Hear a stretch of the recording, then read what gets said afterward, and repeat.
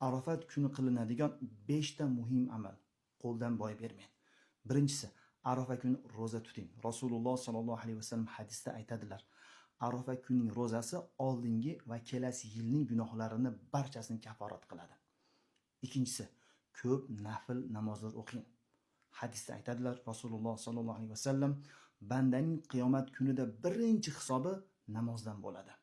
Uchinchisi, 1000 tadan 5000 tagacha zikr qiling. Alloh azza va jalla Qur'onda xabar beradi: Ya ayyuhallazina amanu idza laqitum fi'atan fasbutu vazkurulloha kaseera. Ey iymon keltirgan kimsalar, agar dushmanlar ustidan g'olib bo'lishni xohlasanglar, dushmanlar sharmanda bo'lib mag'lub bo'lishni xohlasanglar, ko'p zikr qilinglar, ko'p Allohni eslanglar.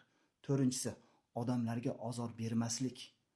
Rasulullohdan haqiqiy musulmon kim deb so'rashganda, odamlar uning tilidan va qo'lidan omon qolgan kishidir dedi. Beshinchisi, sadaqa qiling.